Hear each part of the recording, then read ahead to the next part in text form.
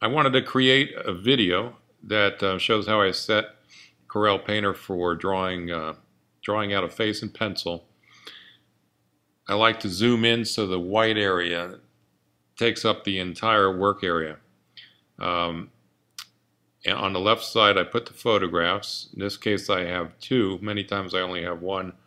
The right area I use for the pencil drawing.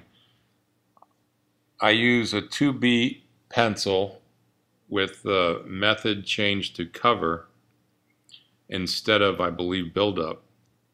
This simulates a real soft, beautiful effect for sketching. It reminds me of the old days when you used to use a piece of typewriter paper to do your pencil sketches. And it just kind of had a softness to it, but the lines could get dark where you needed it to. So I'm blocking in the face, I'm laying it out quickly, I'm trying to stay loose.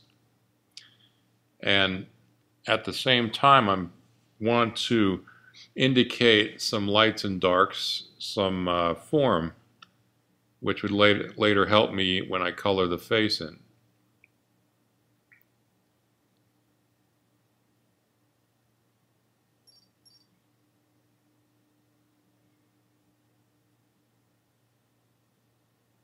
Now I'm going to save this drawing.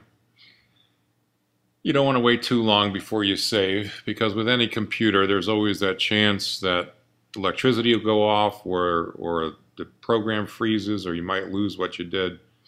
So save it once, and then every once in a while you can hit Command S to update the save. I'm sketching in some lines to indicate some shadow.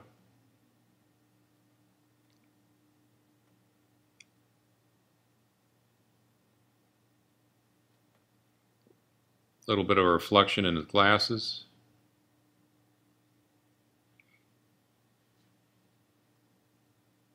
And you can add to the pencil with, sometimes I use watercolor wash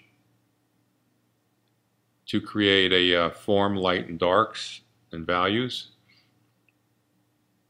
Sometimes I just stick to the pencil alone. Sometimes not even cross-hatching. It depends on the time I have allotted for the job. I've been known to, when I really get backed up, I've been known to just ink faces in without penciling and just do it straight out of the box just to get it done faster. Sometimes you have no choice. There's too much work coming in, and it's either say no to the job or get it done.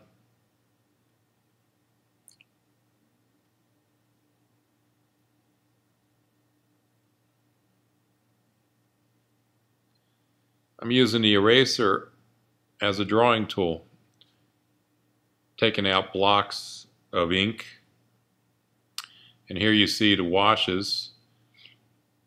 What I do is I use that grayish blue, but I have the selector for the color all the way up in the top corner.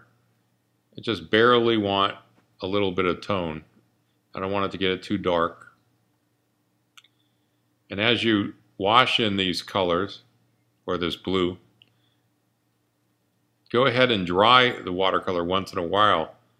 And by using the same color after you've dried it, you'll layer darknesses on top of one another. And you can just build up a nice darker and darker value that way. The shortcut for dry that I've created is Shift-Command-D. I like to create keyboard shortcuts, which Painter lets you do, for some of the things I use most often. Dry is Shift-Command-D. Transform is Shift-Command-T. And I have several others.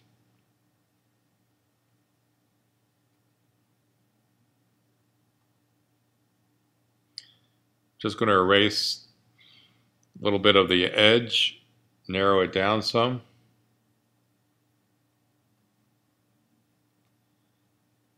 Darken in the hair a little bit.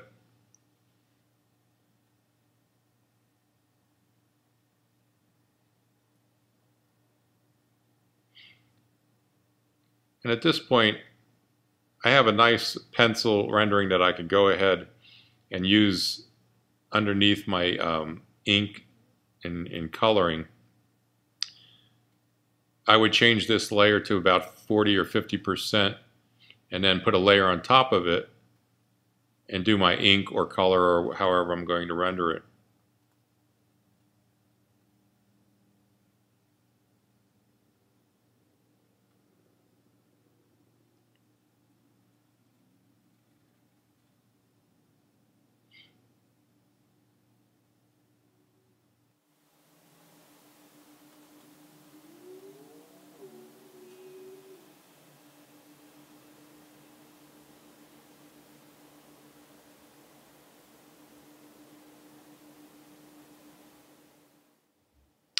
And there you go, a nice pencil rendering I can use as an underlying layer for my color and ink.